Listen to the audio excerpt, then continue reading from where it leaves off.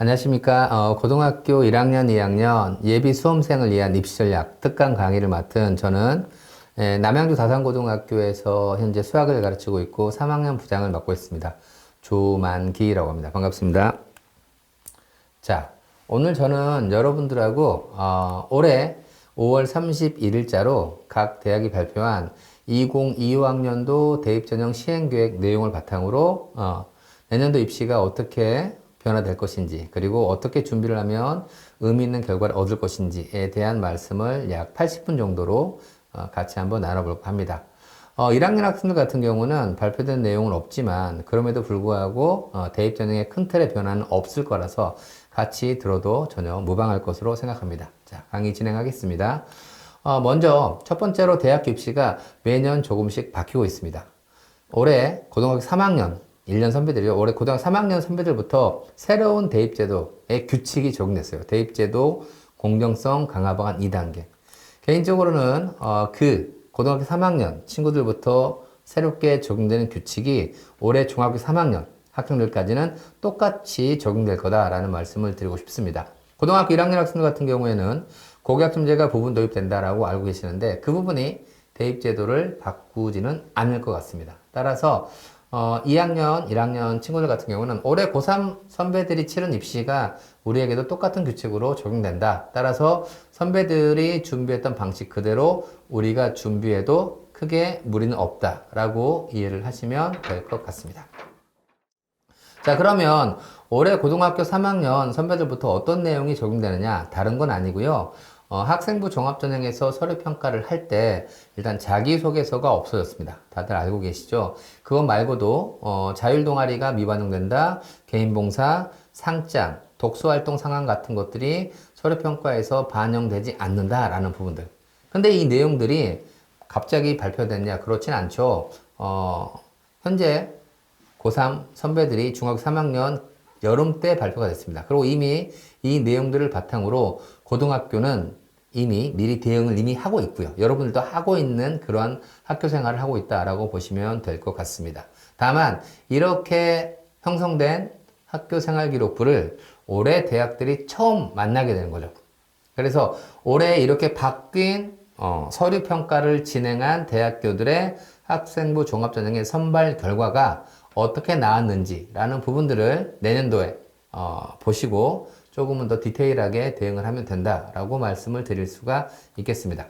자, 그렇다고 한다면 지금 현재 학교에서 공부하고 있는 이 2015 교육과정의 공부의 환경들을 먼저 이해를 해야, 그래야 이 2015 교육과정 체제를 반영하는 대학교 입시에 대한 부분들을 대비할 수 있다라고 말씀을 드릴 수가 있겠습니다. 그렇다면 지금 현재는 2015 교육과정을 공부하고 있습니다. 현재 중학교 2학년 학생들부터 교육과정이 바뀌게 되는데요. 그러니까 교육과정이 바뀌지 않는 한 입시는 모두 동일한 규칙에 의해서 진행된다라고 이해를 하시면 될 것 같습니다. 아마 지금 시기면 내년도에 어떤 과목을 선택할 것인지에 대한 부분들은 이미 결정이 거의 났을 거라고 생각합니다. 1학년에서 2학년 올라갈 때, 2학년 3학년 올라갈 때 두 번의 과목 선택의 기회가 있는데 그 두 번의 과목 선택의 기회가 지금 현재는 굉장히 입시에 크게 영향을 미친다라고 말씀을 드릴 수가 있겠습니다. 물론 수능에서도 국어하고 수학, 그 다음에 탐구 영역에서는 어떤 과목을 선택할 것인지에 대한 선택의 기회가 있죠. 자, 세 번째. 물론 현재 고등학교 1학년 학생들 같은 경우는 학생 수가 앞뒤 한 10년 속에 가장 많은 학생 수를 차지하고 있습니다. 하지만 궁극적으로 쭉 멀리 바라보다 보면 여전히 계속해서 고3 재학생 숫자는 감소하고 있는 상황입니다. 그런데 거기에 재학생 숫자는 감소하고 있는데 수능을 응시하는 졸업생의 숫자는 현재 계속해서 조금씩 누적돼서 쌓이고 있는데 그 쌓이고 있는 부분들이 증가하는 형태로 현재 보여주고 있다. 이런 부분들이 어떠한 영향을 줄 것인지에 대한 부분도 이따가 설명을 드리도록 하겠습니다. 그리고 네 번째,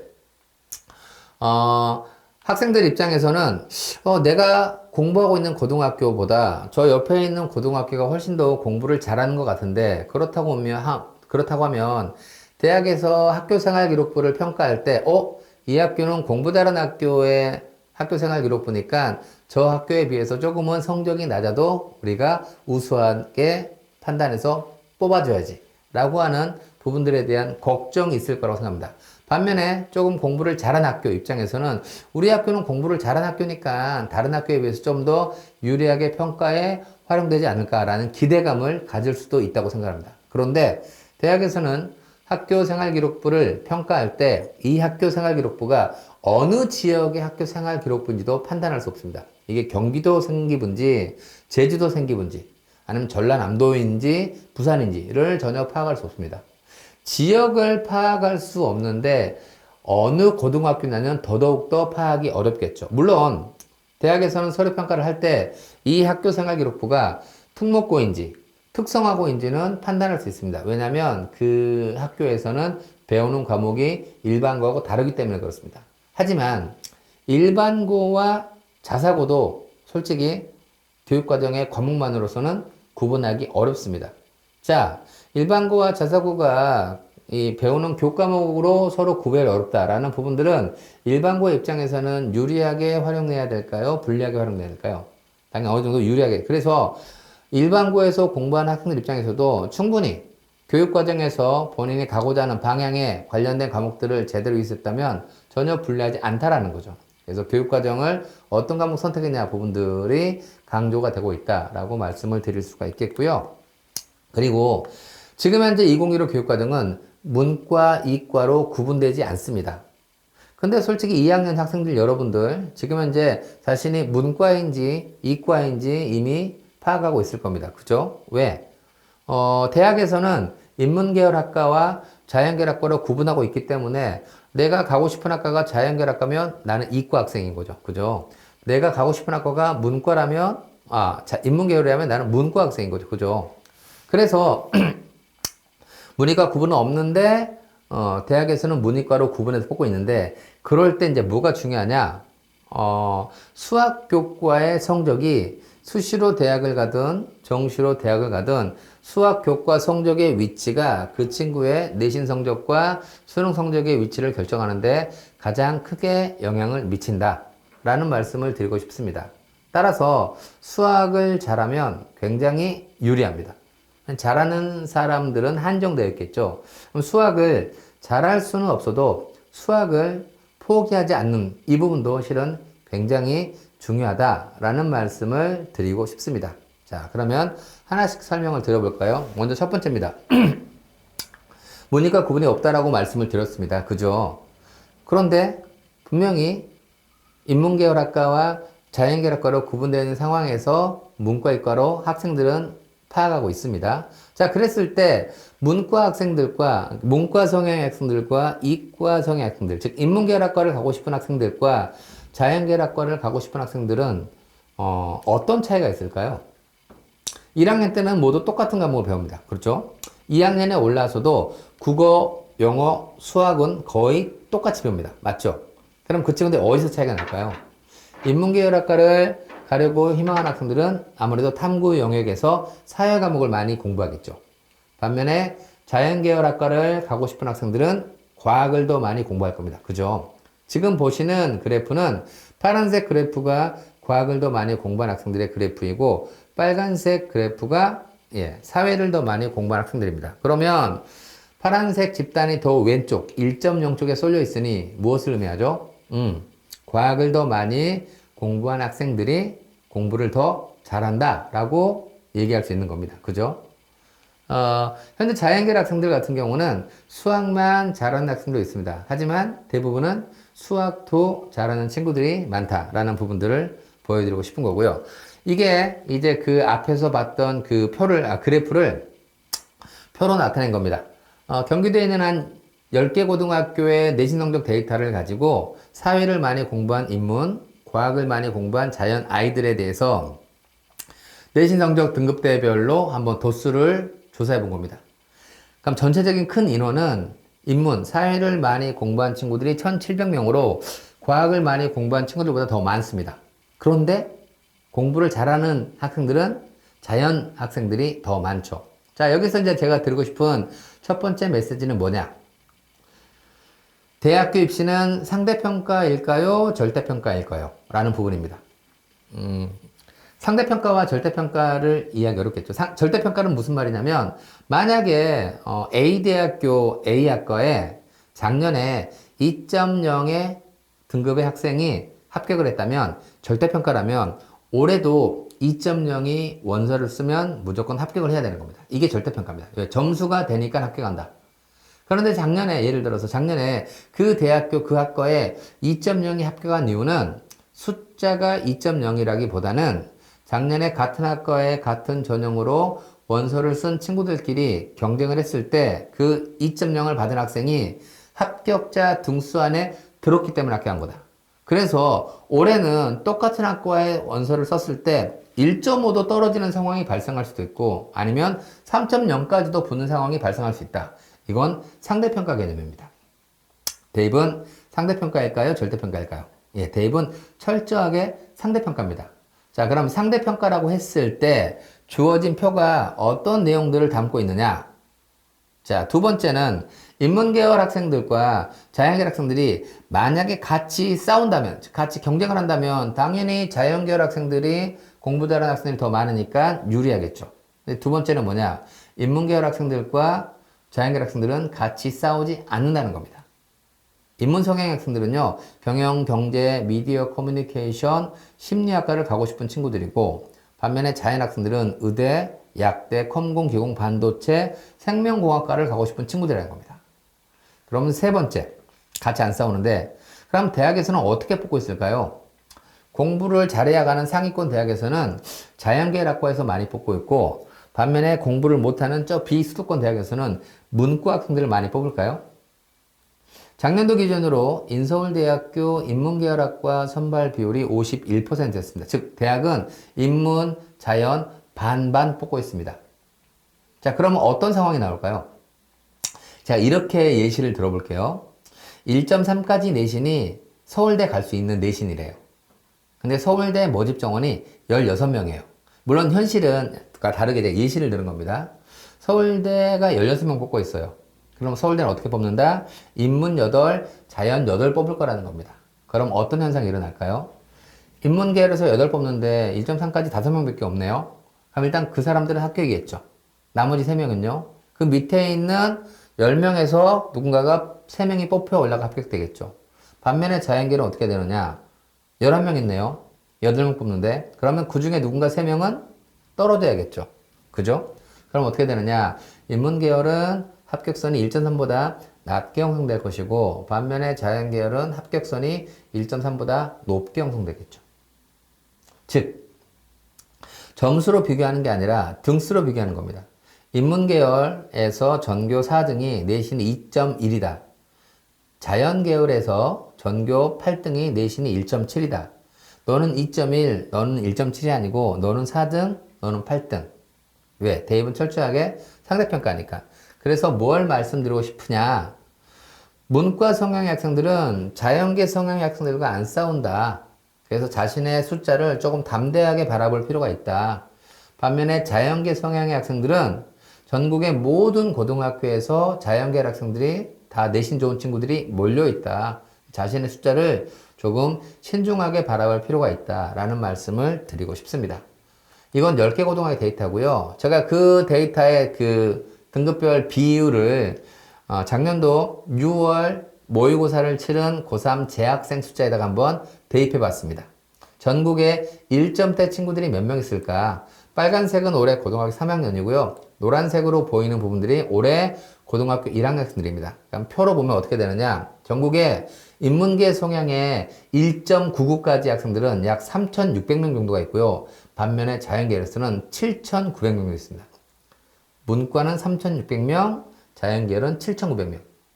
2배 차이 나죠. 이렇게 서로 이렇게 다르다라는 부분들을 감안하시면 좋겠다라는 말씀을 드리고 싶습니다. 자, 두 번째.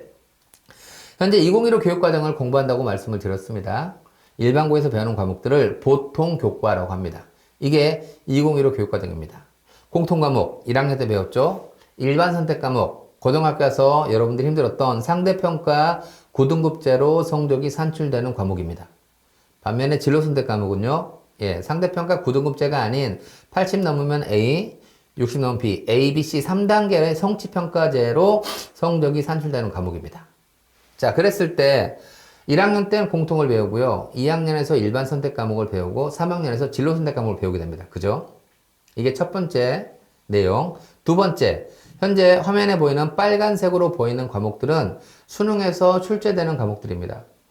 수능에서 출제되는 과목들은 대부분 일반 선택 과목입니다. 진로 선택은 수학에서 기하와 그 다음에 과학 2 과목이 있습니다. 이 두 가지의 내용을 바탕으로 또 하나의 내용들을 말씀을 드리려고 합니다. 자, 쌤, 저는 될 수 있으면 수시에서 대학교에 합격하고 싶습니다. 수시를 준비하고 있는데 1학년, 2학년, 3학년 어느 학년이 가장 중요할까요? 라는 질문이 되겠습니다. 자, 1학년, 2학년, 3학년 어느 학년이 수시로 가는데 가장 중요할까요? 정답은 네, 2학년이 되겠습니다. 왜 2학년이냐? 아까 제가 1학년에서는 공통 과목, 2학년에서는 주로 일반 선택 과목을 많이 배우고 3학년에서는 진로 선택 과목을 많이 배운다라고 말씀을 드렸습니다. 그죠? 자, 지금 보시는 표는 4년 전에 고려대학교가 수시에서 교과 성적을 산출하는 방식입니다. 어떻게 했냐? 1학년 20%, 2학년 40%, 3학년 1학기만 40% 반영했습니다. 1학년보다 2학년이 2배 중요했고요. 2학년보다 3학년이 2배 중요했습니다. 왜 대학은 학년이 올라갈수록 더 중요시 처리했을까요? 이유는 간단합니다. 대학에서 뽑고 싶은 학생들은 대학에 왔을 때 공부를 잘할 수 있는 학생들을 선발하고 싶어 합니다. 그럼 어떻게 하면 되느냐? 대학교 수준과 가장 근접한 수준의 과목들을 잘했을 때 자연스럽게 대학에서 공부를 잘할 수 있게 돼요. 즉, 고등학교에서 배웠을 때 더 어려운 과목들을 더 잘하는 아이들을 손해했었습니다. 그러다 보니까 3학년 1학기가 40%. 그러니 2학년 2학기를 마치고 마지막 한 학기가 남았지만 일발 역전의 기회가 있었어요. 왜? 3학년 1학기가 40%나 되니까. 그런데 지금 어떻게 되느냐? 지금은 3학년 때 대부분 진로 선택 과목을 많이 배웁니다. 자, 제가 근무하고 있는 학교 222명이거든요. 그 3학년에서 일반 선택 과목을 가장 적게 배우는 아이들이 2과목 배웁니다. 28명 있습니다. 그러면 일반 선택 과목을 가장 많이 배우는 아이들이 몇 명이냐? 5과목을 배우는데요. 58명 있습니다. 자, 만약에 지금 현재 3학년에서 진로 선택 과목을 많이 배운다고 했을 때 2대 4대 4의 저 학년별 반영 비율을 적으면 어떻게 될까요? 3학년에서 등급 나오는 과목이 2개밖에 없는데 3학년이 40%다. 그럼 2과목이 40%니까 한 과목이 20%. 그럼 한 과목의 등급이 1학년 전체 학년의 등급과 동일하게 되는 겁니다. 말이 안 되죠. 그죠? 3학년에 진로 선택 과목, 즉 등급을 산출하지 않기 때문에 그래서 대학들이 2015 교육과정에 올라오면서 수시에서 내신 성적을 반영하는 방법을 변경합니다. 어떻게? 이렇게. 똑같은 고려대학교입니다. 등급이 나오는 모든 과목을 학년별 반영 비율 없이 그냥 한꺼번에 평균 냅니다. 자, 그럼 어떻게 되죠? 3학년에 등급 나오는 과목의 개수가 가장 적습니다. 그러니까 3학년 성적이 전체 등급 산출하는 데 미치는 영향력이 가장 적게 되는 거죠. 그럼 두 번째, 1학년과 2학년은 대부분 등급이 나오는데 1학년보다는 2학년이 더 어려운 과목이겠죠. 그 다음에 1학년은 학생의 선택권이 없었는데 2학년은 학생 스스로 선택한 과목을 배웁니다. 그러다 보니 현재 내신 성적 산출 과정에서는 고등학교 2학년 성적이 미치는 영향이 가장 크다라고 말씀을 드릴 수가 있겠습니다. 두 번째로, 선생님, 저는 수시에서 조금 내신 성적이 어려워서 저는 수능 공부를 열심히 해서 정시로 대학을 가려고 노력을 하고 있습니다. 라는 학생들이 있을 수 있죠. 그러면 나는 수능 잘 봐서 정시로 대학 가야지 라고 외치는 학생들에게는 고등학교 1학년, 2학년, 3학년 어느 학년이 가장 중요할까요? 예, 정답은 또 2학년이 되겠습니다. 왜 그러느냐? 이게 지금 현재 여러분들이 치르게 될 선택형 수능이라고 하는 겁니다. 국어에서는 하얀색으로 보이는 독서문학은 무조건 시험을 봐야 되고요. 노란색 화법과 작문과 언어와 매체 중에 한 과목을 선택하게 됩니다. 수학에서도 수원, 수투는 무조건 봐야 되고 확통, 미적, 기하 중 하나를 고르게 됩니다. 그죠? 영어는 영어 2, 2학년 때 배우죠. 지금 현재 수능은요, 국어, 수학, 영어 세 과목 300점 만점에서 2학년에서 배운 과목에서 250점 출제됩니다. 자연계열 학생들 같은 경우는 과학을 수능에서 보게 될 텐데, 원과목을 배울까요? 투과목을 배울까요? 당연히 원과목 배우겠죠. 그럼 과학 원과목은 다 고2 때 배우죠. 그래서 자연계열 성향의 학생들이 국어, 수학, 영어, 과학 4과목 400점 만점에서 고2 때 배운 내용에서 350점 출제됩니다. 8분의 7. 그래서 지금 현재 수능은 고2 때 배운 개념을 얼마나 잘 이해하고 그 개념들을 내 것으로 활용해가지고 그래서 그와 관련된 문제들을 잘 해결하는 연습을 하느냐라는 부분들이 수능에서도 가장 크게 영향을 미친다라고 말씀을 드릴 수가 있겠습니다.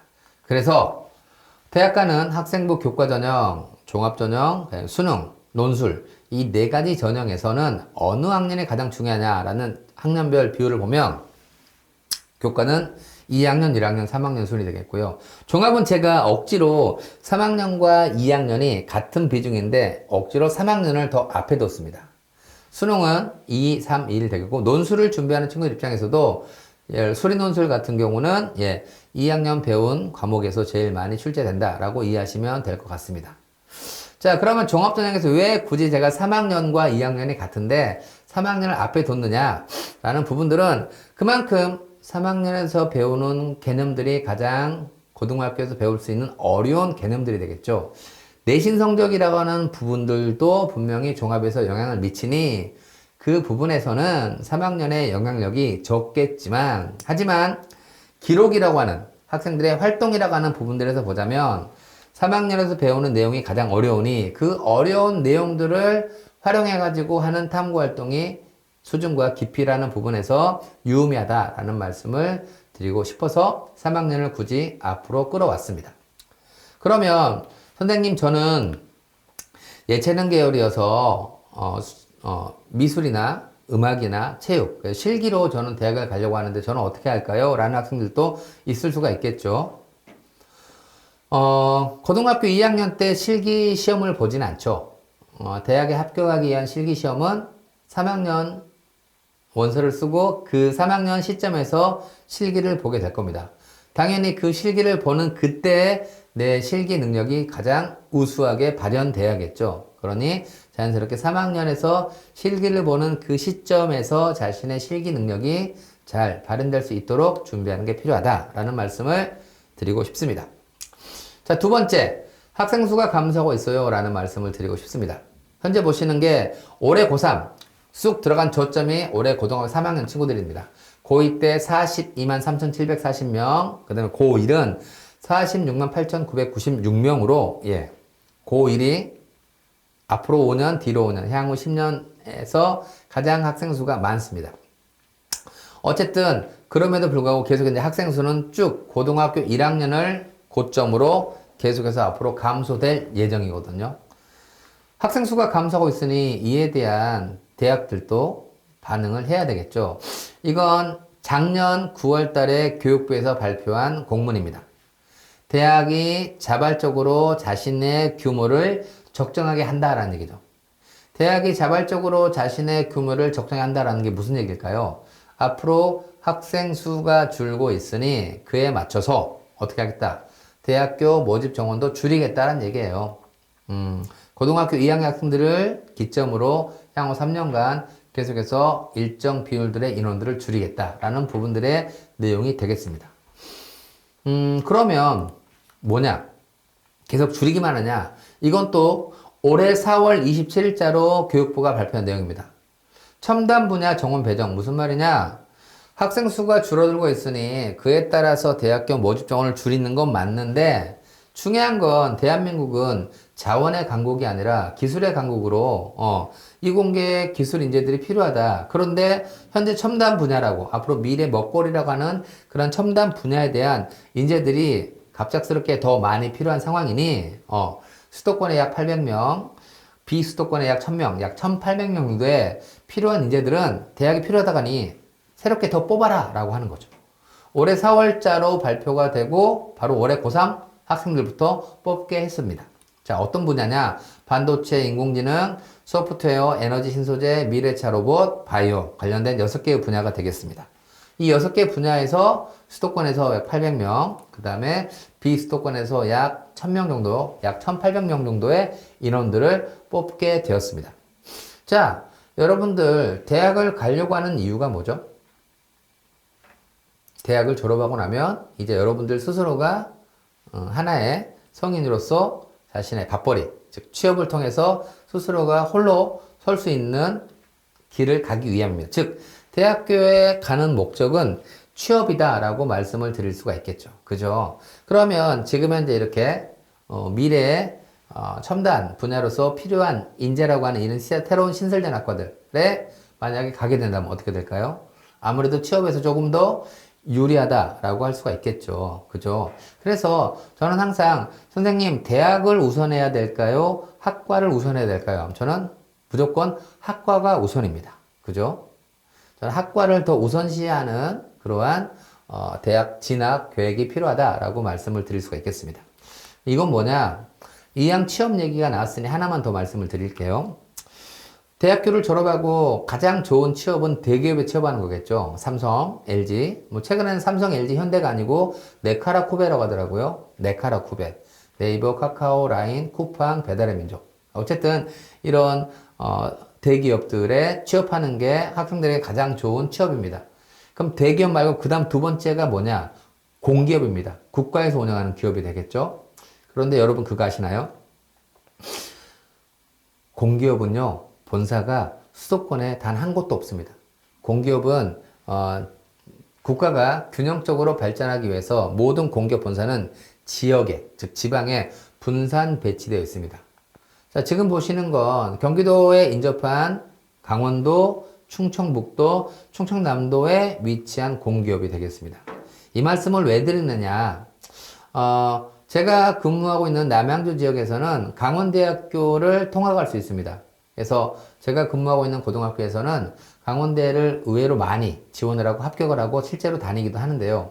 그러면 강원대를 그냥 가는 게 좋냐? 그건 아니라는 얘기죠. 이왕이라면 강원도에 어떤 공기업이 있는지, 그래서 그 공기업과 관련된 학과를 가는 게 좋을 거라는 얘기죠. 왜?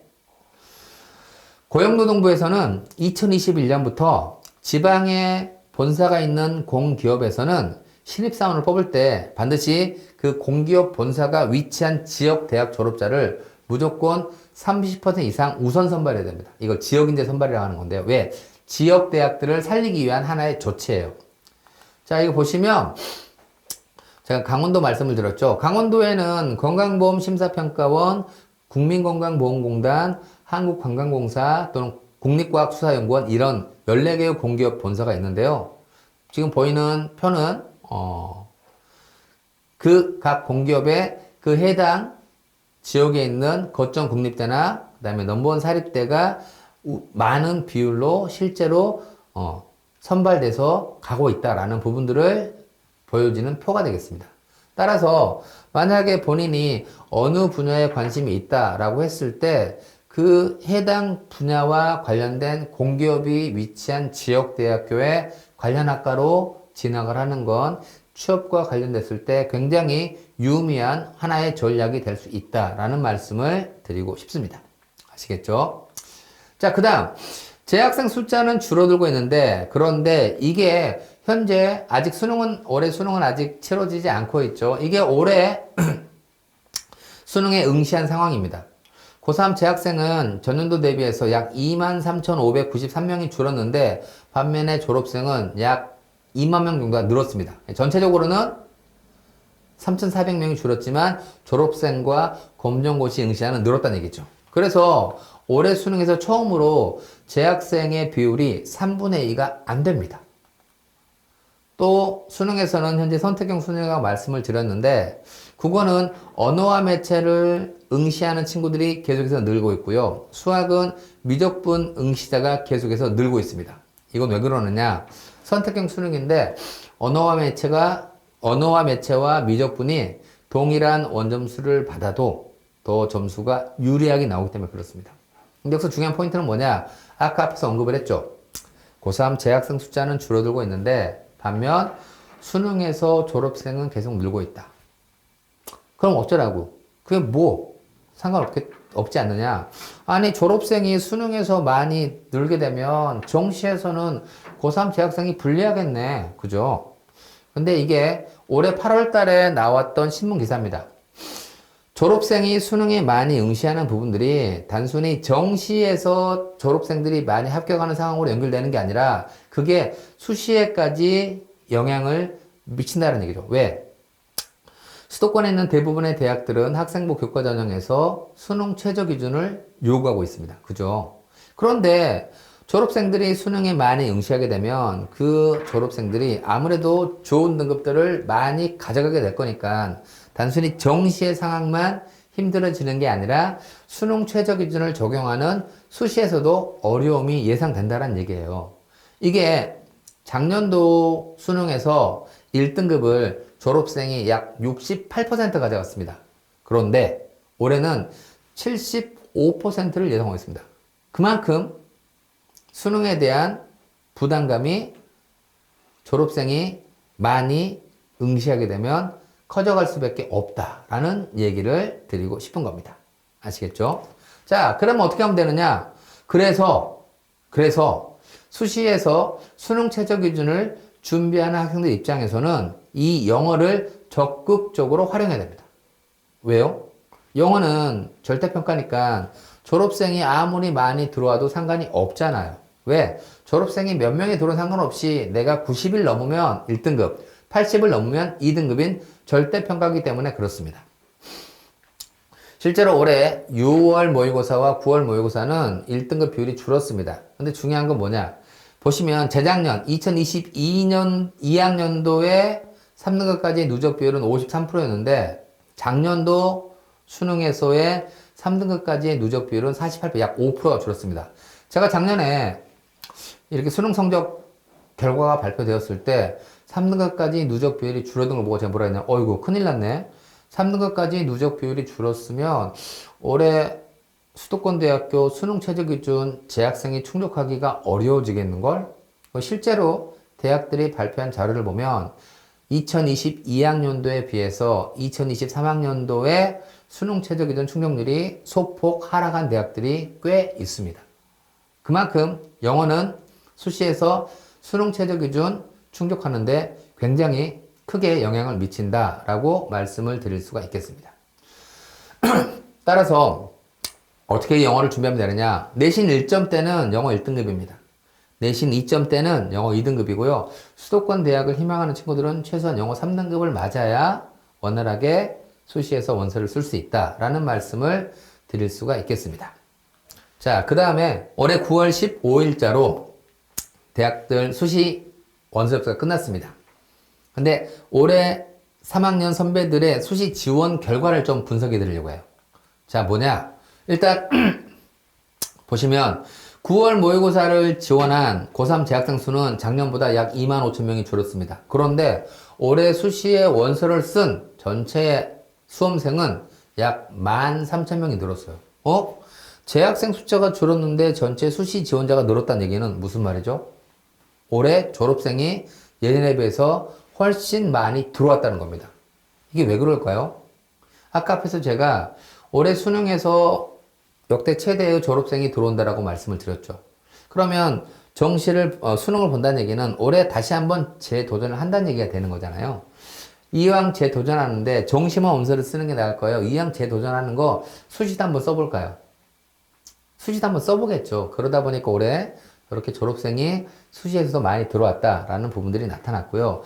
여기는 경쟁률이 되겠습니다. 검은색, 회색 계열은 교과 전형이 되겠고요. 파란색 계열은 종합 전형, 빨간색 꺾은 선 그래프는 논술 전형이 되겠습니다. 짙은 색깔이 올해가 되겠고요. 옅은 색깔이 작년이 되겠습니다. 자, 교과 종합 논술인데요. 올해 수시의 수도권 대학교의 특징, 교과는 경쟁률이 떨어졌습니다. 반면에 종합 전형은 경쟁률이 올라갔습니다.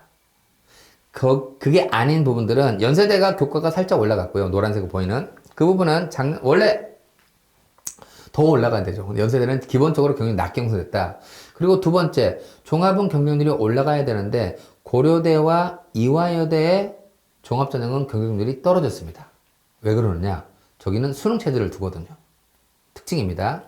보시면 그 다음 그룹 교과 경쟁률이 줄었고요. 종합은 경쟁률이 올라갔습니다. 그 다음 그룹 여기다 건대만 살짝 교과가 살짝 소폭 올라갔고요.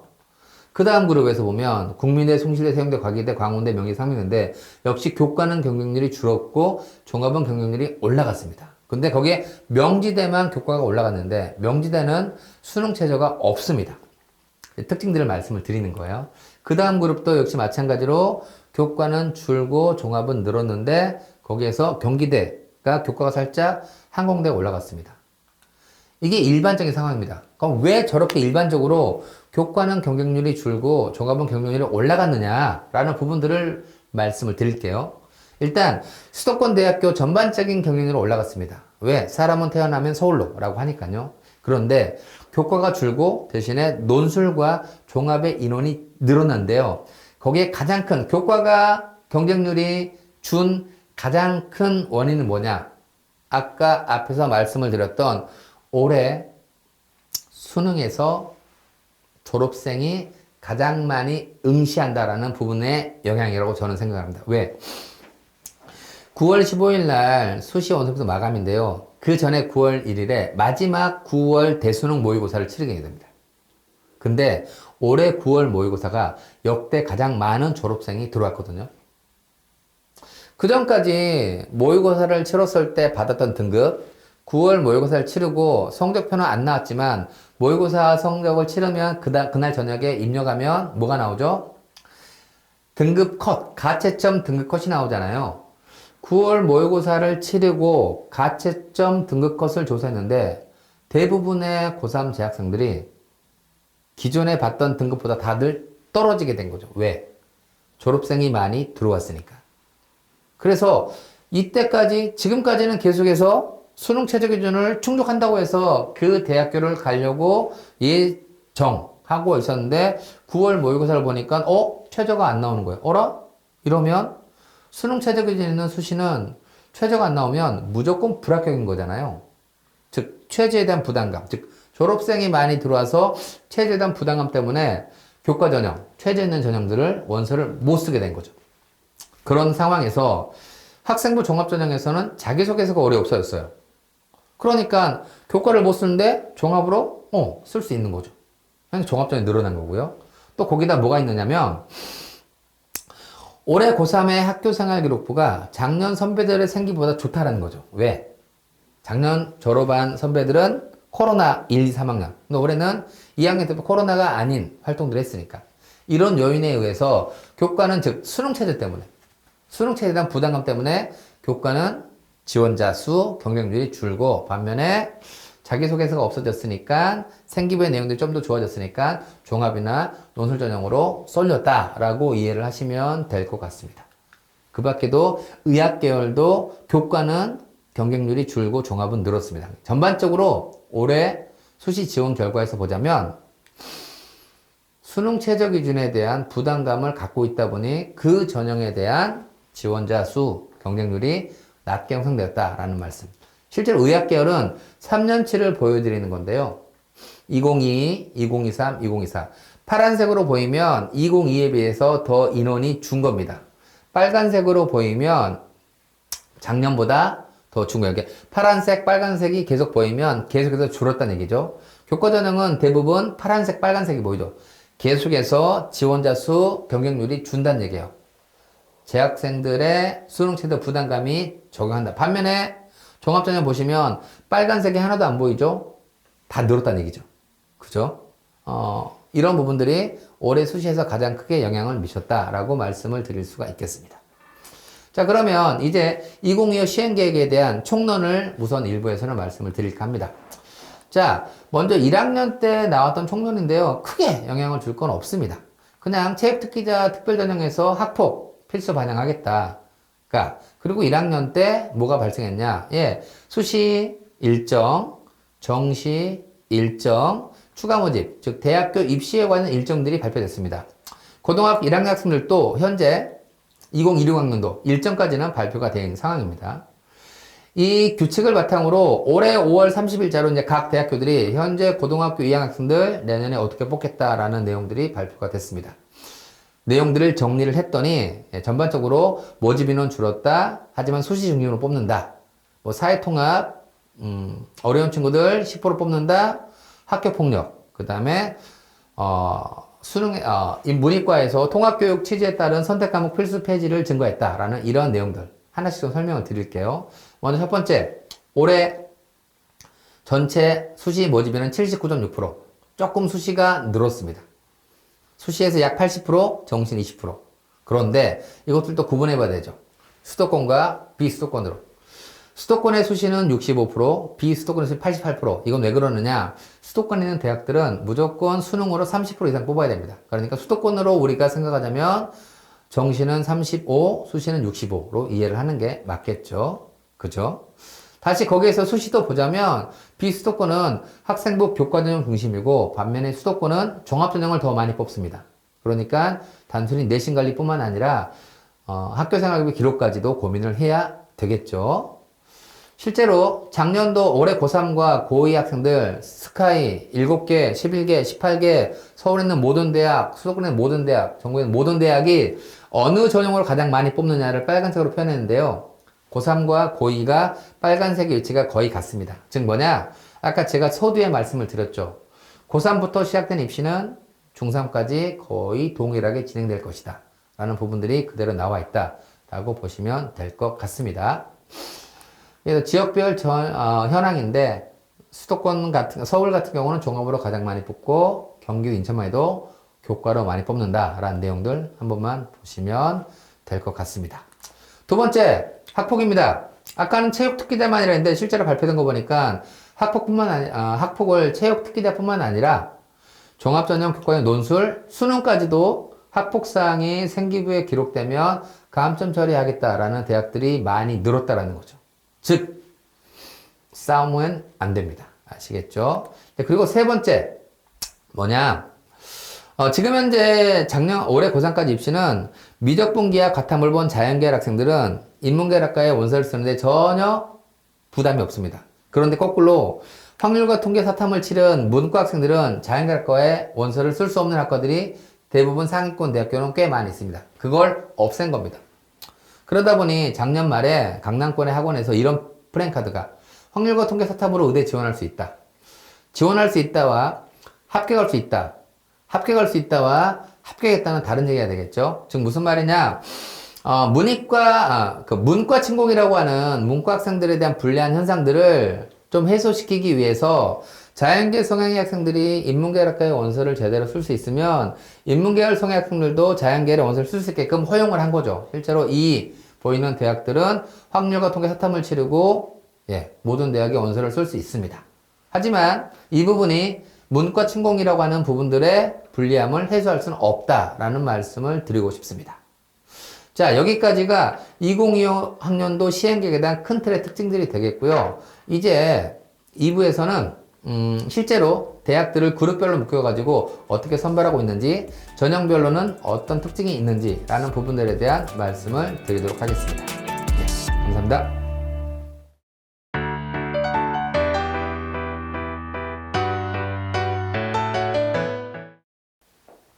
자, 이제 그러면 각 대학들이 발표한 기본적인 내용들을 바탕으로 대학 그룹별로 어떤 특징들이 있는지, 그 다음에 전형 간에는 어떤 특징이 있는지, 어떻게 대비를 하면 되는지 이 부분에 대한 말씀을 드리도록 하겠습니다. 먼저 첫 번째, 추가 모집. 이건 무슨 말이냐? 지금 보이는 건 올해 2월 달에 각 대학들이 수시에서 뽑지 못해서 정시로 이월시키고 정시에 뽑지 못해서 다시 추가 모집에 넘어간 인원들에 대한 표가 되겠습니다. 무슨 말이냐? 대학 가려고 한다면 대학은 어디든 갈 수 있다라는 말씀을 드리고 싶습니다. 다만 제가 아까 했지만 대학이 우선일까요? 학과가 우선일까요? 라고 한다면 저는 학과를 좀 우선적으로 좀 보시면 좋지 않을까라는 말씀만 우선 드리겠습니다. 즉 학생 수가 계속 감소하고 있다 보니 이에 따라서 비수도권 대학 같은 경우는 굉장히 학생들을 모집하는데 어려움을 겪고 있다라는 부분들의 말씀을 드리고 싶었습니다. 자, 그러면 이제 대학들이 어떻게 학생들을 뽑는지에 대한 말씀을 드리겠습니다. 표가 보이시죠? 먼저 이 표를 같이 보는 방법들을 말씀을 드릴게요. 교과 종합 논술 실기, 수시 쪽에서의 색깔들은 빨간색은 수능 최저 기준을 요구하는 겁니다. 그 다음에 검은 색깔은 수능 최저 기준이 없는 겁니다. 그리고 파란 색깔은 일부는 수능 최저 기준을 적용하고 일부는 적용하지 않는 부분들을 제가 이렇게 표현을 했습니다. 아시겠죠? 두 번째, 학생부 교과 전형은요, 원래 빨간 색깔이 대부분입니다. 왜 그러느냐? 학생부 교과 전형은요, 어느 고등학교의 숫자인지를 따지지 않습니다. 예를 들어, 특성화고 1.9, 일반고 2.0, 특목고 2.1. 공부는 특목고 2.1이 제일 잘하겠죠? 근데 교과 전형은 특성화고 1.9가 무조건 이깁니다. 즉, 어느 고등학교의 환경에서 얻은 숫자인지를 전혀 따지지 않고 무조건 숫자가 좋은 아이가 이기는 전형이 학생부 교과가 되겠습니다. 그럼 대학 입장에서는 되게 불안하겠죠. 얘가 어느 학교에서 딴 내신인지. 특성화고 아이들끼리 내신을 경쟁하면 내신 따기가 쉬울 거잖아요. 그렇게 해서 내신을 좋게 땄는데 그 친구를 덜컥 뽑았는데 이 친구가 대학에 와서 제대로 공부를 못 들어가서 그만두면 대학 입장에서는 손해겠죠. 그러니까 학생부 교과 전형에서는 적어도 우리 대학에서 제대로 공부할 수 있는지 공부하려면 수능에서 이 정도는 맞아야지 라고 하는 수능 최저 기준을 거는 게 일반적입니다. 두 번째, 종합전형은요, 원래 검은색이 일반적입니다. 왜? 학교생활교육의 기록들을 보면서 이 친구가 이 정도까지 활동을 했구나. 그리고 실제로 불러서 면접을 해보니까, 실제로 한 게 맞네? 오히려 더 깊이 있는 것들을 이해하고 있네. 라는 부분들. 그러면 이런 활동을 여기까지 했으니까 이 정도 활동했으면 충분히 우리 대학교에서 공부할 수 있겠지. 라고 하니까 어떻게 해요? 보통 검은색이 많습니다. 아시겠죠?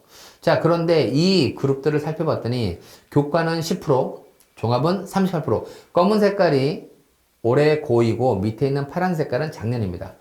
그래서 이 포스트까지 이 8개 대학들은 학생부 종합으로 38.9 가장 많이 뽑고 있습니다. 그 다음이 수능이죠. 그럼 수능을 제하면 종합이 제일 많이 뽑으니 단순히 내신 관리만 해서는 안 되겠죠. 뭐까지 해야 될까요? 네, 기록, 학교생활기록 기록도 관리를 해야 됩니다. 그런데 보니까 서울대, 연대, 고대, 포스텍 이 경우는 종합에서도 일부는 수능 체제 기준을 두네요. 그럼 단순히 기록이 좋다고 합격할 수는 없겠죠. 수능 체제에 대한 준비까지 해야 되겠네요. 그런데 거기에다가 서울대, 연대, 고려대학교 종합에서는 재시험 면접을 보는 경우도 있습니다. 즉, 이 페이지는 거의 1점대 좋은 내신에 종합을 가장 많이 선발하고 있으니 학교생활기록 기록에 대한 준비 앤드 빨간색과 파란색이 많다 보니 수능 최저 기준 거기에다 최상위권은 면접까지 준비를 해야 된다. 그만큼 조금은 많은 공부를 열심히 잘하고 있다는 결과치를 요구하는 대학들이다 라고 이해를 하시면 될 것 같습니다.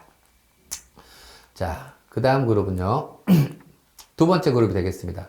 중경희 씨, 권동홍숙. 자, 이 그룹은 봤더니 교과가 10%에서 12%로 살짝 교과 비율이 늘었네요. 반면에 종합은 38%에서 29%로 종합의 비율이 줄었습니다. 왜 그러느냐? 이 그룹의 특징은 뭐냐? 논술 전형의 비율이 가장 크게, 그 다음에 수능 선발 비율이 가장 크게 위치한 대학이 되겠습니다. 논술과 수능에서 가장 많은 인원을 선발하다 보니 자연스럽게 교과 종합을 조금밖에 뽑을 수가 없겠죠. 그런데 교과는 10% 이상 무조건 해야 되거든요. 그러다 보니 종합전형의 선발 비율이 30%가 안 됩니다. 그래도 작년도보다는 조금 소폭 증가는 했습니다. 보시면 교과는 빨간색이 많고 종합은 검은색이 많죠. 이게 일반적인 특징이다 라고 이해를 하시면 될 것 같아요. 이 그룹의 또 특징이 뭐가 있느냐? 이 그룹은 경쟁률이 가장 높게 형성되는 그룹입니다. 왜 그럴까요? 여러분들은 건국대 합격하고 충남대 합격하면 어디 가겠어요? 건대 가겠죠? 건대학교고 경북대, 건국대학교고 부산대, 지방 거점 국립대학교고 건대학교면 당연히 건대 갈 거잖아요. 근데 지역에서는 고민합니다. 건대를 갈지, 지방 거점 국립대를 갈지. 그러다 보니 고민은 뭐 하면 돼요? 합격하고 난 이후에 하면 되겠죠. 즉 뭐냐, 이 그룹은 지역, 전국에 있는 지역에서도 거점 국립대를 쓰고 여기까지 쓰는 거죠. 그러니까 전국에서 모두 몰리고, 그 다음에 앞에 이제 있는 대학들은 1점대 내시라면 여기는 2등급대의 합격자도 충분히 나오거든요. 자연스럽게 1점대 학생들보다는 2점대 학생들이 더 인원이 많을 거잖아요. 지원할 수 있는 성적대는 더 늘어났는데 전국에서 모두 원서를 쓰다 보니 자연스럽게 경쟁률이 가장 높게 형성된다라고 이해를 하시면 될 것 같습니다.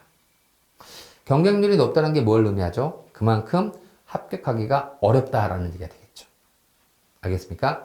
자, 그 다음 그룹 되겠습니다. 그 다음 그룹. 자, 이제 국민대부터 해서 서울에 있는 대학교하고 그 다음에 경기도에 있는 중상위권 대학이 되겠는데요. 자, 교과가 더 늘었네요. 12%, 17%. 자, 또 하나의 특징을 말씀을 드리면 흔히 얘기한 대학의 서열이 내려오면 내려올수록 교과 전형의 비율이 늘어납니다. 그게 특징이 되겠고요. 교과는 빨간색, 종합은 검은색의 특징들이 보이시죠? 아주대학교는 녹색이네요. 녹색은 뭐냐? 의학 계열만 최저를 요구하면 녹색으로 표현했습니다. 자, 여기는 논술이 8% 줄었죠. 그러다 보니까 앞 페이지보단 종합이 30% 살짝 늘었어요. 어쨌든 특징은 대학의 서열이 내려올수록 교과의 비율이 는다라는 그러한 특징들. 자, 그리고 또 하나 특징이 뭐냐? 이 그룹은요, 그래서 경기도 학생들이 가장 많이 원서를 쓰고 가장 많이 합격하는 경기도 주력 대학이다라고 이해를 하시면 될 것 같습니다. 자, 그 다음 그룹 볼까요? 그 다음 그룹, 서울에는 여대와 경기도에는 중위권, 중상위권 대학들이 되겠죠? 교과가 더 늘었죠? 근데 교과에 파란색이 보이네요, 이제 슬슬. 무슨 말이냐? 대학이 서열이 내려올수록 교과의 선발 비율이 는다고 했어요. 늘어나는데 이 교과를 늘어나니까 하나의 전형으로 운영하기보다는 두 개로 쪼개서 하는 거죠. 하나는 최저를 두고 하나는 최저를 두지 않고. 그렇게 이해를 하시면 될 것 같습니다. 여기도 논술을 실시하는 대학들이 있고, 그죠? 근데 뭐가 줄어요? 수능이 40%확 줍니다. 30%대로. 그러다 보니까 자연스럽게 종합을 늘리기보다는 교과를 늘리는 거죠. 그죠? 그러니까 대학이 내려오면 여기서 하나 더 내려가서 경기도 중위권 가잖아요. 교과가 종합보다 더 많이 뽑습니다. 그런 특징들. 자, 그러면 아까 제가 취업과 관련된 공기업 이런 거 되게 유리하다고 말씀을 드렸죠. 거점 국립대는 어떻게 뽑을까요? 거점 국립대는 수능 최저 적용하는 학생부 교과 전형으로 가장 많이 선발합니다. 40% 넘게 선발하고 있죠. 종합에서도 의학 계열은 왜? 거점 국립대는 다 의대 의학 계열이 있거든요. 그러니까 거기는 종합에서도 의학 계열은 최저를 두는 부분들. 그죠? 논술은 경북대와 부산대만 실시를 하고 있고요. 수능 비율이 25%가 안 되죠. 자연스럽게 교과 중심으로. 반면에 교대입니다. 초등교육과. 교대는 종합입니다. 종합으로 가장 많이 뽑아요. 자, 뭘 제가 여러분들한테 얘기하려고 이렇게 막 그룹별로 했느냐. 대학들이 입학 전형을 설계할 때 자기 대학 마음대로 설계하지 않아요. 비슷한 라인들, 같이 경쟁하는 그룹들과 그 전형의 특징들을 비슷하게 맞춥니다. 최상위권은 종합이야. 거기다 수능 최저도 두고 면접도 보자. 조금 상위권 내려오면 논술도 좀 실시하고 수능도 많이 실시하자. 그죠? 더 내려오게 되면 교과를 좀 더 늘리자. 종합을 좀 줄이고. 그죠? 거점 국립대는 수능 최저 적용하는 교과를 가장 많이 뽑자. 교대는 종합이야. 그러니 내가 희망하는 대학들 또는 성적대에 갈 수 있는 대학들에 따라서 가장 주력 전형들이 바뀌게 되는 겁니다. 따라서 비슷한 가고자 하는 또는 갈 수밖에 없는 그 대학들에 따라서 어떤 전형을 중점적으로 준비를 해야 되는지라는 부분들의 특징들을 한번 찾아보시라고 해서 제가 이렇게 각 전형별로. 참고로 교대는 또 빨간색이 의외로 보이죠. 최저가 높진 않습니다. 4, 14, 뭐 이 정도가 되겠습니다. 한번 살펴보시면 좋겠고요. 여기는 계약학과입니다. 계약학과는 뭐냐? 대학을 가는 이유가 뭐라고요? 취업이라고 말씀을 드렸죠. 이 학과에 합격하면 취업이 보장됩니다. 대기업에. 연세대 시스템 반도체 합격하면 삼성전자 취업합니다. 디스플레이 용합은 LG화학, 고려대 반도체공학 SK하이닉스, 고려대 스마트모빌 현대자동차. 이런 식으로요. 즉 양질의 취업만 보장되는 게 아니라 납부금도 안 내고요. 등록금도 안 내고요. 그 다음에 용돈도 받습니다. 교과로도 뽑죠. 그러니까 이런 학과들도 한번 고민해 보자 라는 얘기를 드리고 싶은 겁니다. 대기업 가는 학과들이다. 그리고 그죠. 가장 학생들이 많이 선호하는 의학 계열이 되겠습니다. 의대, 치대, 한의대, 약학, 수의학과. 약 6,900명, 7,000명 정도 뽑습니다. 지금 현재. 의사가 3,000명 정도 뽑고요. 보시면 의대, 그 다음에 약대, 한의대, 치대, 수의학과 순으로 뽑고 있습니다. 각 전형에서 몇 명씩 뽑느냐. 그리고 그 뽑는 인원 밑에 가로에 있죠. 빨간색. 그게 뭐냐. 수능 최저 기준입니다. 의학 계열은 당연히 좋은 내신 성적과 그 다음에 종합전형이라면 정말로 깊이 있는 기록이 굉장히 중요하겠죠.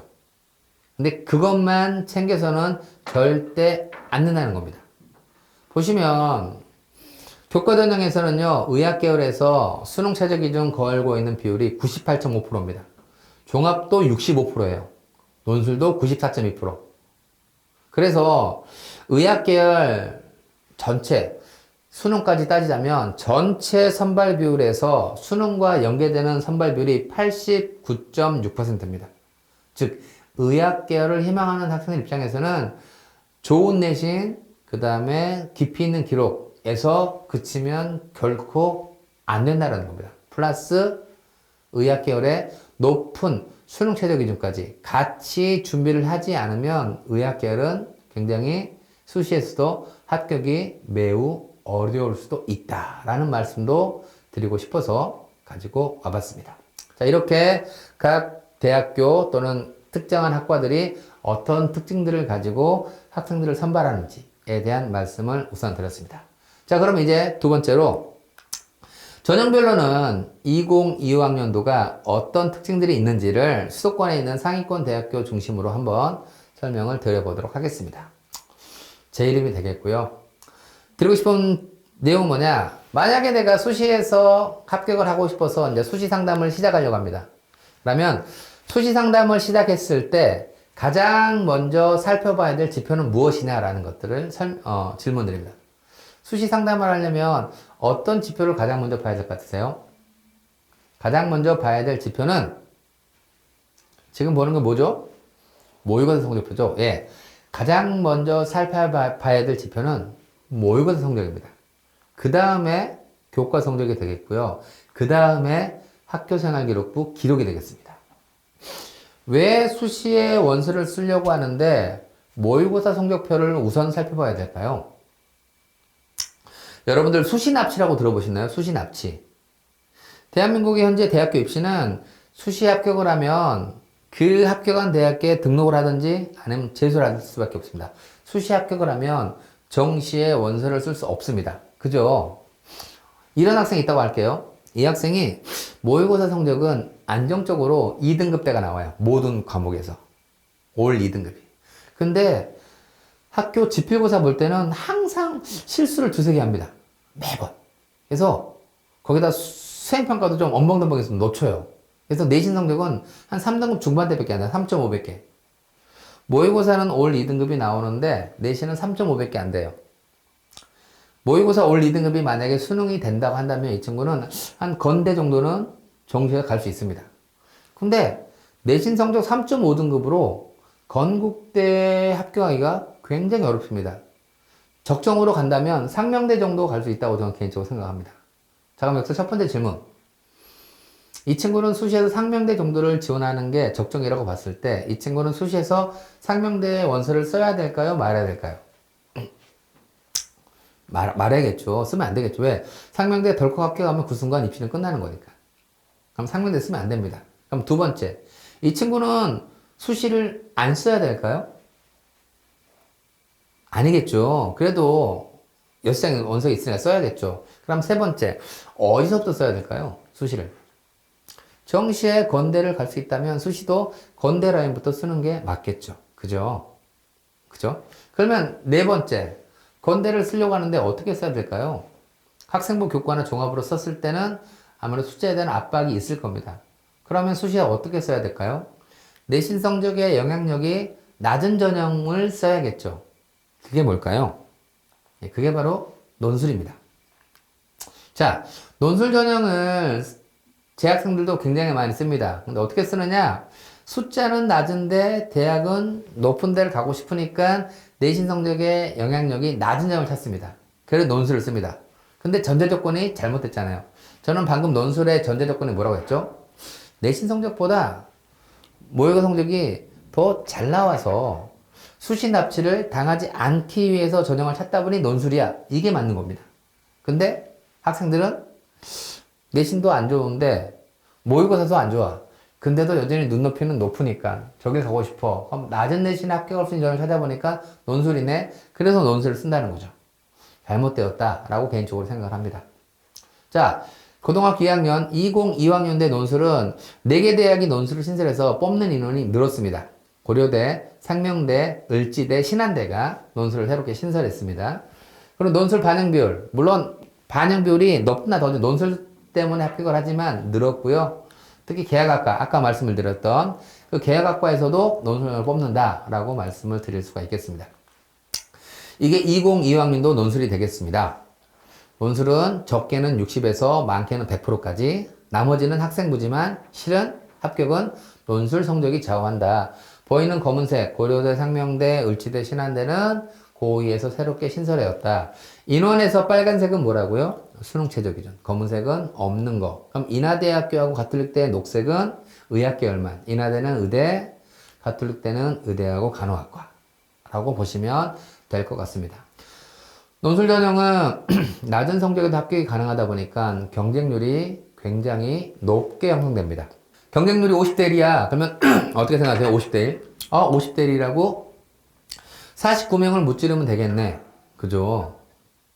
아니죠. 그죠? 자, 10명 뽑아요. 50대 1이면 몇 명이 원서 쓴 거죠? 500명이 쓴 겁니다. 그러면 합격하려면 49명을 무찌르면 되는 게 아니라 490명을 무찔러야 돼요. 아시겠어요? 그래서 중요한 건 뭐냐? 여러분들이 생각하는 그 연세대, 고려대 이런 왼쪽에 있는 15개 대학교, 거기 논술을 희망하는 게 아니라 가천대. 참고로 가천대 논술은 다른 대학 논술과 다르게 약수령 논술이라고 합니다. 여러분들 지필고사 볼 때 주관식 시험과 같은 수준의 논술이에요. 그래서 4점대, 5점대 친구들이 가천대학교 약수령 논술을 기준으로 오른쪽에 보이는 노란색 대학을 희망하는 건 유의미한 지원 전략이 될 수 있지만 그게 아니고 내신 성적은 4등급대, 5등급대인데 논술을 보면 최상위권 대학 가겠지. 물론 저 왼쪽에 보이는 최상위권 대학교에서도 4점대, 5점대 논술 합격자는 분명히 나옵니다. 하지만 일반고의 일반적인 학생들은 아닐 거다라는 말씀을 드리고 싶은 겁니다. 자, 논술 전형은 그래서 보시면 빨간색 대부분 수능 최저 기준을 둡니다. 최저 기준의 왼쪽에 보이는 게 검은색으로 보이는 게 인문계열학과의 최저가 되겠습니다. 오른쪽 파란색과 빨간색이 섞여 있는 라인들이 자연계열학과의 최저 기준이 되겠습니다. 그런데 저 자연계열학과의 최저 기준에 파란색과 빨간색은 뭔가요? 아까 제가 처음에 일부에서 말씀을 드렸죠. 2025학년도에는 확률과 통계와 사회탐구를 보고도 자연계열학과의 원서를 쓸 수 있다. 예, 검은색이 그런 학과들이 되겠습니다. 빨간색은 아니야. 우리 대학교 자연계열은 수학은 미적분 기하를, 탐구는 과탐을 봐야 돼. 라고 요구하는 대학이 빨간색이 되겠고요. 파란색은 뭐냐? 수학은 그래 확률과 통계 봐도 돼. 하지만 탐구만큼은 과학을 봐야 되지 않겠어? 라고 하는 게 파란색이 되겠습니다. 어쨌든 확률과 통계 사탐 보고도 지원할 수 있는 대학들이 늘어난 건 사실이 되겠죠. 최저 기준을 통과하면 합격률이 올라가나요? 보통 논술 전형의 수능 최저 기준 충족률을 한 절반 봅니다. 즉 10명이 뽑으면 500명이 원서를 썼으면 여전히 최저를 통과해도 약 250명이 남아있어요. 즉 240명을 무찔러야 합격이 가능합니다. 즉 논술 전형은 굉장히 좋은 논술 실력이 우선 되어야 한다라는 말씀을 드리고 싶고요. 참고로 조금 학생들의 선호도가 밀리는 그런 대학교의 저 수능 최저 기준은 최저를 통과했다면 유의미한 합격 가능성이 올라가는 그런 효과를 가져올 수도 있다라는 말씀을 드릴 수가 있겠습니다. 그래서 논술 전형을 희망하는 친구들, 즉 뭐예요? 정시형 성적대 친구들인 거예요. 그 친구들 입장에서는 수시에서 논술을 썼을 때 어떻게 준비하면 되느냐? 일단 대학별로 논술 출제 유형이 다릅니다. 따라서 내가 희망하는 대학교에 역대 어떤 문제가 출제되었는지를 살펴보는 게 필요하겠죠. 그죠? 그래서 대학별 선행학습 영향평가 보고서란 이름의 기출문제들을 우선 풀어보는 게 필요하다. 그리고 내년도 3학년이 되었을 때 각 대학교에서 모의논술 치르면 반드시 거기에 응시해라. 왜? 보통 모의논술 출제하신 그 교수님들이 실제 논술도 출제할 가능성이 매우 높거든요. 그리고 최저 기준이 조금 완화되었다. 그만큼 논술 성적의 영향이 커졌다 정도로 이해하시면 될 것 같고, 특히 자연계열 논술은 이제 과학 논술이 거의 사라졌습니다. 거의 대부분이 다 수리 논술이다. 수학에 대한 준비가 필요하다. 그런데 자연계열 수리 논술은 미적분만 봐서는 안 된다. 확률과 통계와 기하를 출제 범위에 두고 있는 대학들이 거의 대부분이다. 정도로 논술 전형은 정리를 하도록 하겠습니다. 자, 그 다음 두 번째 학생부 교과 전형이 되겠습니다. 교과 전형 가장 심플한 전형이죠. 왜? 숫자가 되면 합격하고 숫자가 안 되면 떨어지는 거잖아요. 그렇죠. 되게 심플할 것 같지만 이 주어진 학생부 교과 전형에서도 의외로 전형 간의 특징들이 있다. 먼저 첫 번째, 수도권에 있는 대학교 지역균형 선발 전형 소폭 증가했다. 그죠? 거의 비슷하게 뽑는다. 근데 안타까운 건 뭐냐? 올해 고등학교 3학년 선발전까지는 연세대학교하고 한양대학교는 학생부 교과 전형에서 수능 최저 기준을 두지 않았습니다. 그래서 내신 성적만 좋으면 합격이 어느 정도 가능했는데 이 두 개 대학이 고등학교 2학년 학생들부터 빨간색으로 바뀌었습니다. 즉 수능 최저 기준을 뒀습니다. 이제는 내신만 좋아서는 안 된다는 거죠. 그리고 일부 상위권 대학에서는 아무리 숫자가 좋아도 우리 대학교 학과에서 공부를 제대로 할 수 있느냐라는 부분들의 서류평가도 반영합니다. 면접을 보는 대학도 있고, 아까 계약학과 합격하면 연세대, 소강대, 한양대는 내신 성적과 최저만 통과하면 그 최상위 대기업에 합격이 가능한 그러한 인원도 있다라는 것들을 보겠습니다. 자, 살펴볼까요? 28개 대학이 되겠는데요. 인원에서 검은색과 빨간색은 뭐라고요? 최저의 유무라고 말씀을 드렸습니다. 먼저 첫 번째, 지금 노란색으로 보이는 고려대, 서강대, 경희대, 건대, 동대는 서류평가를 반영합니다. 따라서 학과에 대한 기본적인 준비가 필요하다라고 말씀을 드릴 수가 있겠고요. 두 번째로 이화여대, 명지대, 가천대학교는 면접을 봅니다. 자, 그러면 지금 보이는 이 대학교들 중에서 노란색과 파란색을 제외하면 다 빨간색이죠. 빨간색이 아닌 건 경기대학교 딱 하나 남습니다. 즉 무슨 말이냐? 학생부 교과 전형은 일단 기본적으로 빨간색 수능 최저 기준에 대한 준비가 필요하다. 그런데 보니까 최상위권 상위 15개 대학은 학생부 교과 전형에서도 서류평가와 수능 최저까지 둘 다 요구하는 대학들이 고려대, 소강대, 경희대가 있네요. 즉 뭐죠? 단순히 숫자만 좋은 게 아니라 우리 학과에서 공부할 준비가 되어 있는지를, 또 이화여대 면접은 생기부 기반 면접이다 보니까 학과에서 공부할 준비가 되어 있어 라는 부분들을 확인하려고 노력을 하는 그러한 교과 전형을 실시한다. 반면에 서울에 있는 중위권, 경기도 상위권 대학들은 보니까 대부분 뭐다? 수능 최저 걸려있는 전형으로 실시를 한다 라고 이해를 하시면 될 것 같습니다. 연세대학교가 최저 있으니까 변경된 부분들, 뭐 그런 것도 좀 바뀌는 부분들이다 이해하시면 될 것 같고요. 자, 그 다음 그룹 보겠습니다. 이제 서울에 있는 여대, 그 다음에 서울의 하위권, 지방의 캠퍼스. 이 그룹들은 보시면 빨간색과 검은색이 공존하죠. 왜? 아까 얘기했잖아요. 대학에 서열이 내려오면 교과 전형의 선발 비율이 늘어나다 보니까 최저 있는 전형과 없는 전형 두 개를 같이 운영한다. 이해하시면 될 것 같고요. 반면에 오른쪽 경기도에 있는 중하위권 대학들은 어떻게 되죠? 다 검은색이죠. 대신에 면접을 치르죠. 뭐예요? 최저를 걸면 학생들이 지원하지 않을까봐 최저를 못 거는 겁니다. 반면에 면접은 어떤 면접이냐? 우리 대학에서 공부를 잘 할 수 있는지라는 부분들을 확인하는 면접이라기보다는 우리 대학교에 실제로 등록이 가능하겠냐라는 어떤 대학교에 대한 어떤 그 뭐랄까 충성도, 대학교를 그 좀 선호하는 그 부분들을 확인하는 면접이다라고 이해를 하시면 될 것 같습니다. 따라서 학생부 교과 전형도 각 대학교의 위치에 따라서 교과 전형이지만 실시하는 방법들이 조금씩 차이가 있다라는 부분들을 확인하시면 될 것 같습니다.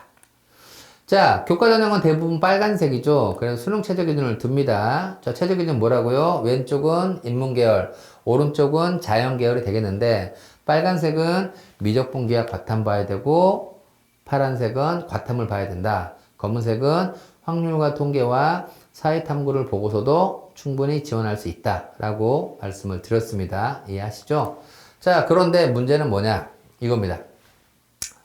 보통 교과전형 최저 기준은 대부분의 대학들이 2개를 반영합니다. 근데 지금 보이는 이 노란색 보이는 대학은 3개 영역을 반영하네요.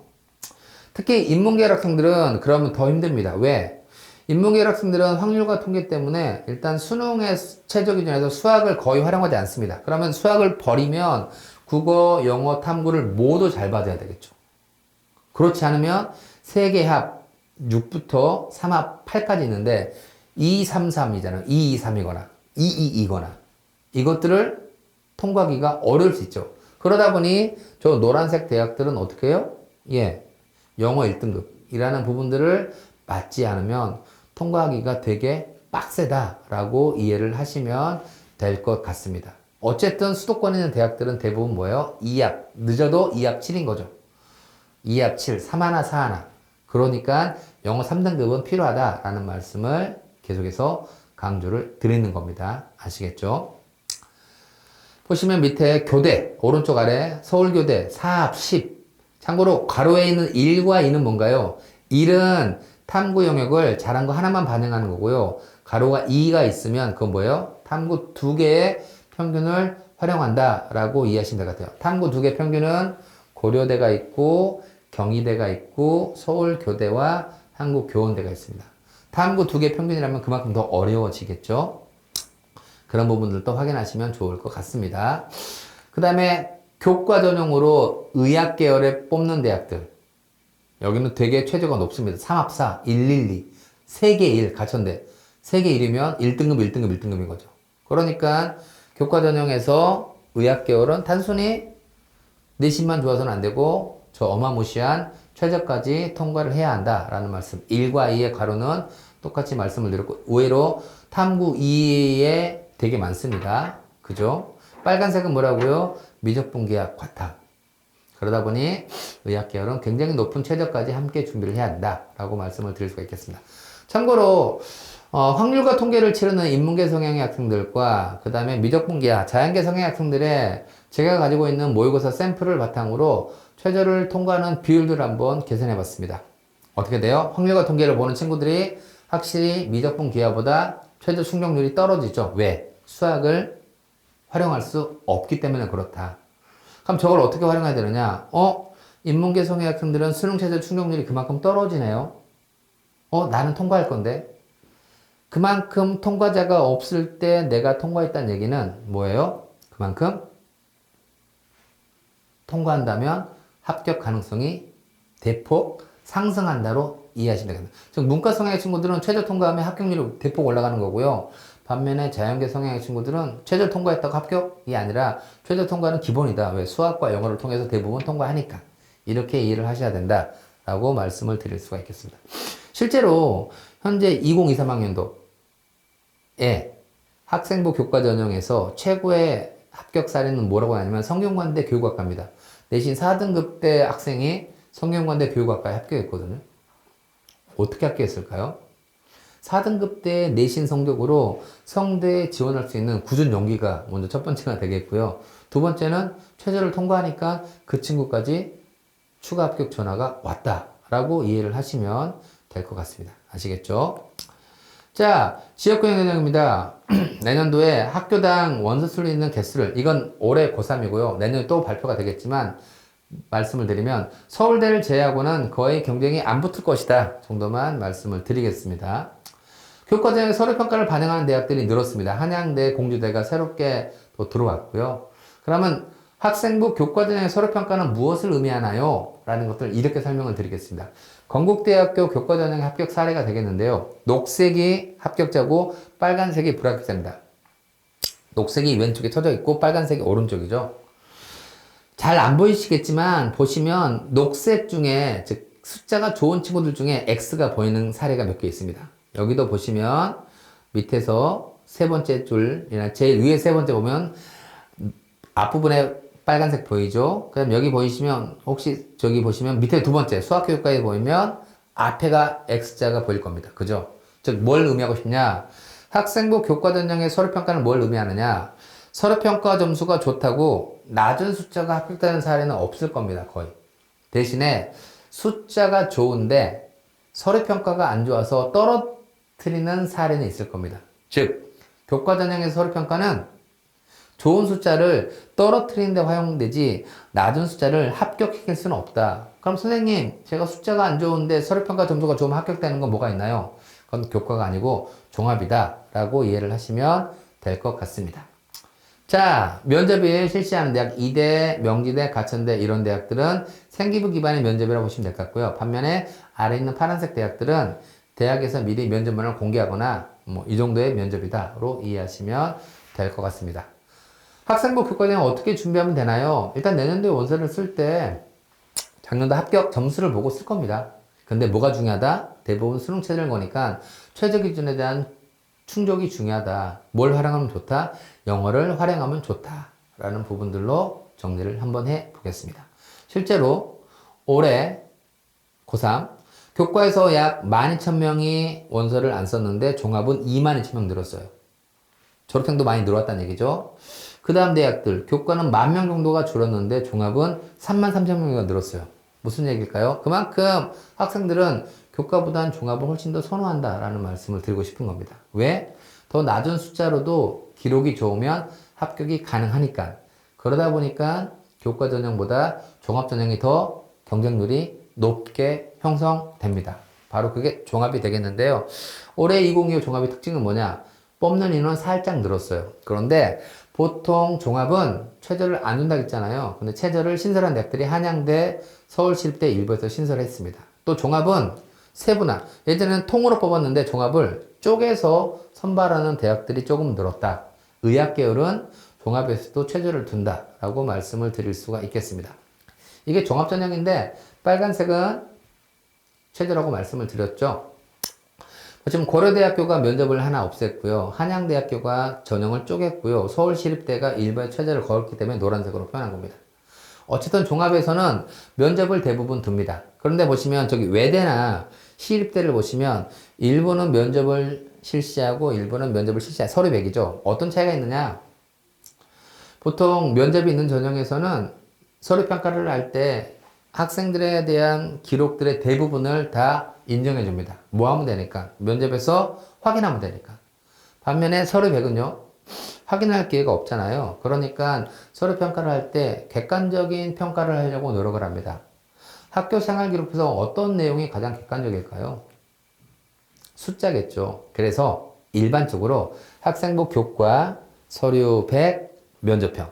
즉 서류 100 전형과 면접 전형이 있으면 서류 100 전형이 조금 더 합격선이 높게, 교과 성적의 영향력이 커져서 높게 형성된다라고 이해를 하시면 될 것 같습니다. 그 다음 대학들도 비슷하게 이렇게 면접 있는 것과 없는 것 이렇게 실시한다라고 이해를 하시면 될 것 같습니다. 종합에서 최저를 두는 법, 왼편이 인문계, 오른계, 자연계 똑같습니다. 보시면 상위권 대학교, 그 다음에 교대, 지방고등국립대, 의학계열에서는 종합에서도 최저를 둔다라고 이해하시면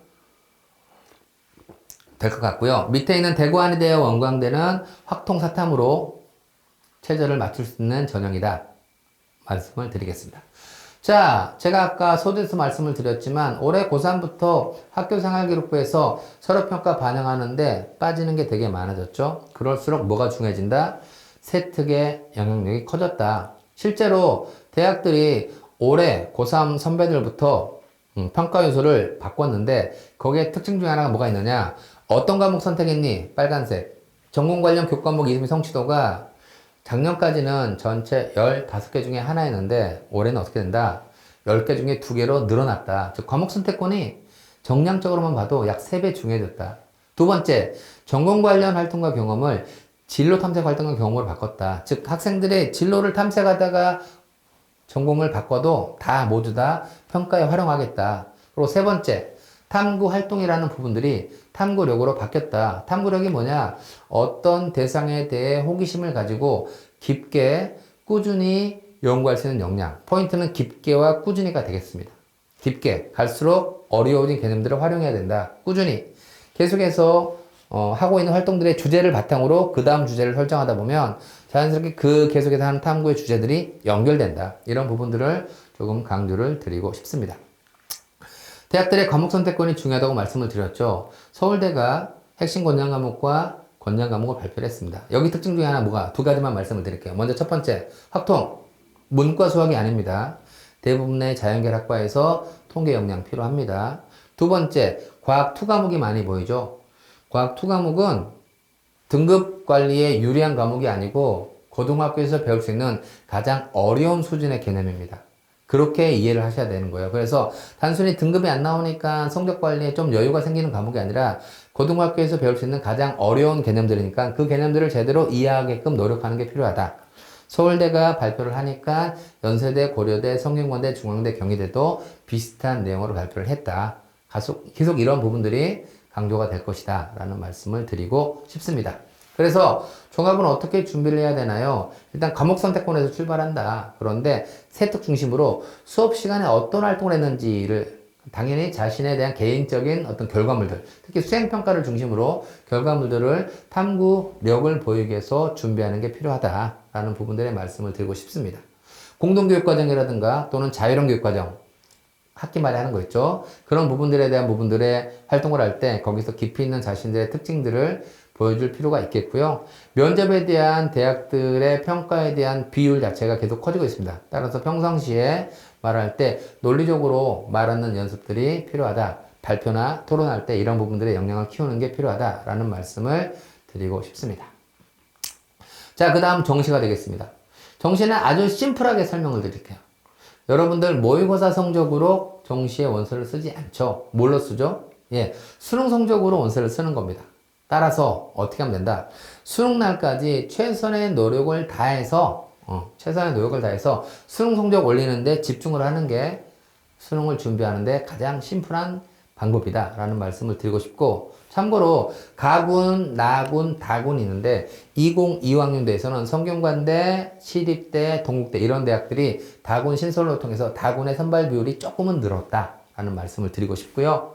아까 제가 말씀드렸죠. 문과 침공을 없애기 위해서 확률과 통계와 사탐을 보고도 갈 수 있는 대학들이 있다. 그게 검은색이 되겠습니다. 그런데 빨간색 보이죠? 서울대 미적분계와 과탐 봐야 돼. 고려대 과탐 봐야 돼. 이렇게 여전히 일부 대학에서는 상위권 대학교, 고점 공립대, 의학계, 의예과에서는 여전히 자연계열에서 미적분계와 과탐을 요구한다. 그리고 솔직히 확률과 통계와 사탐을 봐도 일단 수학에서 불리함 때문에 유리함은 없다라는 말씀을 드리고 싶습니다.